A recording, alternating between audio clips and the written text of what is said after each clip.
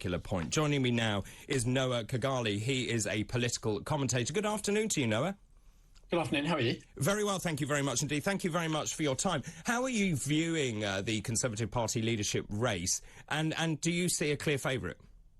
I think Liz Truss over the past week or so especially has emerged as the very, very, very clear favourite. I know Peter Cardwell earlier was saying not to, let those forces bolt too early, but it does seem like Liz Truss is really putting together what is almost a cabinet in waiting with all of these big names coming out to support her. And I think, especially with the nature of Conservative voters, that kind of stability, especially over the past couple of years, that kind of stability will be a massive, massive selling point. And I think has, put her on course for victory. The only thing now is if she can avoid the gaffes and avoid any, as much as she can. I know she's someone who's struggled a little bit with that in the past. But if she can avoid them, I think she'll be fine. I'm trying to be as fair as I can to both candidates. Whatever I say, I get accused of favouring one or the other. But the fact is that actually, I think you're right in that she is in the lead. It's hers to lose currently. But clearly, this U-turn is one of those gaffes that really... Whilst it may be the right policy, I don't know whether it is the right policy. But the fact is, why use now as the time to announce that? Well, this is something that is really interesting, I think, especially from the way that the media have reacted. Obviously, Rishi's had a lot of U-turns over the course of this leadership election so far. And if you actually look at the policies that Liz Truss was actually suggesting, and she's not the best communicator, we know that, but the policies she was actually suggesting was looking at rates of pay increase across the country, not coming in and slashing pay. And she should have made that clearer, because that's kind of what the media's run with now, is that she was going to come in and cut everyone's pay. Yeah. But that wasn't really ever what's being proposed. But you've got these half-truths on both sides now, with Rishi Sunak's team essentially suggesting that she was going to come in and, slash everyone's pay, make them earn a fraction of what they were earning before, and her team essentially trying to play the deny game and saying it was never a policy. Whereas if they were both a bit more honest, I think we'd have a bit more clarity about what the policy actually was, what it is, and where they're going. And what do you make of Penny Mordaunt backing Liz Truss? I mean, she introduced her last night as the Hope candidate. She said it was about her graft, authenticity, determination, ambition for the country, consistency, sense of duty, and the resolve to stand up against tyranny and the fight for freedom. I mean, many people have commented that actually this was Penny Mordaunt's big moment.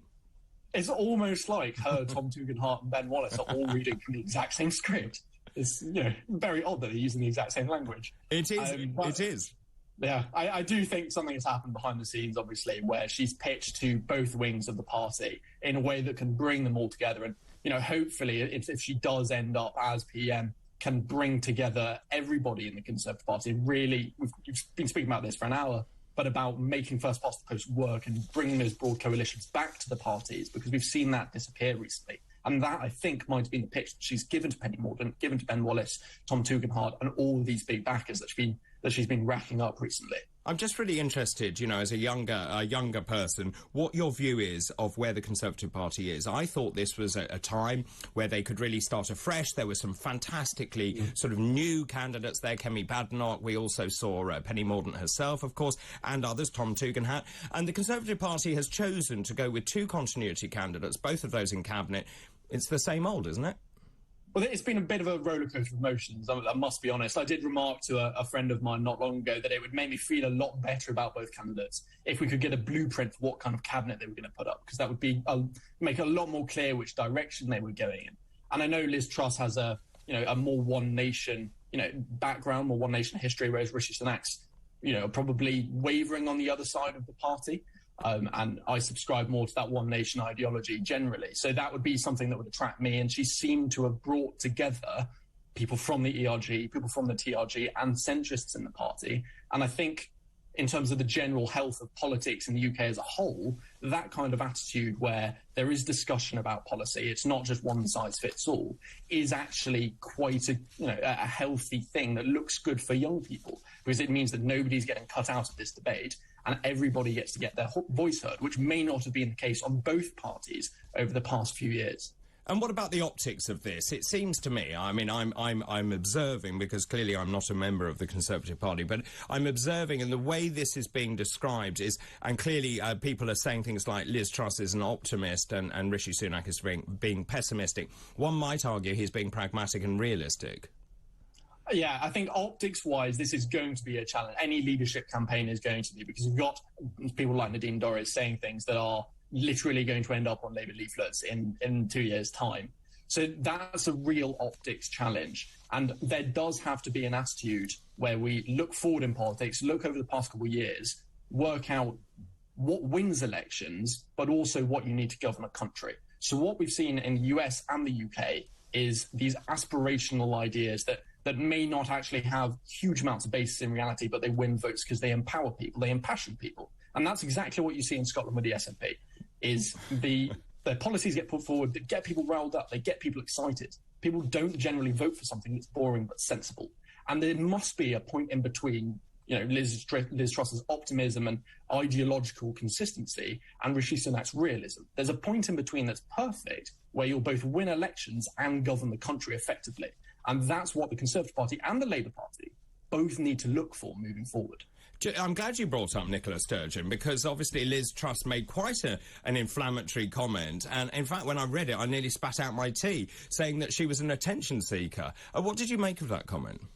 I think, to be honest, it's fairly accurate. I think if I live in Scotland, it's something that I'm quite, I think, tapped into. And you've essentially had the SNP government ignore half the country for a few years. So Liz Truss suggesting she's going to ignore one person is significantly less inflammatory than that. And it's been the kind of conversation that I think, especially in Scottish politics, hasn't actually been that unusual. These kind of things are actually said all the time up here. And it may be that just south of the border, it's been a little more polite recently. But this is something that, up here, I think, hasn't really surprised anybody. This is the kind of conversation, the kind of comment that seems to come out in the media fairly regularly. And so just in terms of that comment, how will that play with Scottish Conservatives? I think quite well. We'll see when both of them come up. So there's a couple of hustings up in Scotland. So we'll see actually how it plays then. But there's a lot of Scottish Conservative voters who have consistently over the past few years been frustrated that there's been an attitude taken by the Scottish Conservatives to be a lot more polite and a lot more cordial and a lot more probably old school political about it. And that's frustrated a lot of people. So a little bit of excitement here and that veracity I was talking about earlier might actually, get people excited again. Let me just ask you about the duration of this. I cannot believe this goes on for another month. Oh. I mean, every single day we have something else. I think they've got a day off, well, not a day off, but the next hustings, I think, is tomorrow night. And obviously we're starting to see lines coming out in terms of every day there's an announcement either by Sunak's camp or by Truss's camp. And clearly, many of the Conservative Party members, and I don't want to generalise, but a lot of them are older. They will receive a postal vote. I think they'll vote early, and I think they've made up their minds. I think most people will probably have, yes. But I think also when you look at polling, it is quite tight. So even that small number of voters who will probably change their vote will have a massive impact. So I think it is going to be judged over the course of this election or campaign. And it is, there's a lot of people that do know that they have that ability to change their vote. And if they're not voting before they go to these hustings, when they come out, I'm sure, hopefully, they are being reminded that they have that ability and they can judge it on what they see in front of them. Because that's where you actually see what you want to see in the candidates. It's very different seeing people on TV than feeling the energy in the room. That's where you see the excitement. That's where you see the hope. And that's where you see how genuine people are. And that's been something that's been a really major point recently, is people talking about who's more genuine, Liz Truss or Rishi Sunak. And that's something that I think is going to be a massive, massive thing over the next few weeks. Do you not think it's slightly strange that we've now got Liz Truss in the lead when she voted to remain? And obviously we've got a huge core of Brexit supporters. She's a born-again Brexiteer. I mean, clearly she's done these trade deals. I find the whole thing, the shift has been extraordinary. Yeah, I think it's very easy to split, especially the Conservative Party, into these Remainer and Brexiteer camps, when the reality was probably a little more grey. There was a lot of reformists who, I think especially over the last couple of years since we left, have now hardened into actual Brexiteers, because I think they've probably realised that there was not really ever any real chance of reforming the EU, and that was kind of a dream scenario for them that was never based in reality. So that's probably the camp that Liz Truss has fallen into, I think. So I don't, that this Remainer Brexiteer argument is probably a little oversimplified, I think, for me. And very, very quickly, of course, this petition for Boris Johnson, this has gathered traction. We've got 14,000 or more people have signed that. My understanding is they've been verified. Cruddas today has said that it was too late to put Boris Johnson back on that ballot paper, but he has pleaded with members not to spoil the ballot paper. I know many Conservatives are going to write things like Boris on the ballot paper. Yeah, there is absolutely no point in doing that. And to be honest, in any election, actually vote for someone.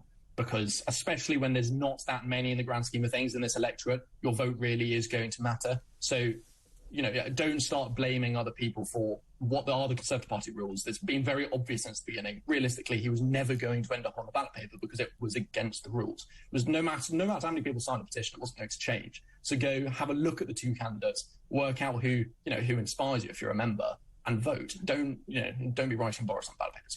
And in 5 seconds, tell me who's going to win. Liz Truss, I think. Fantastic. Thank you very much indeed for your honesty. That's Noah Khogali there, who is a political commentator.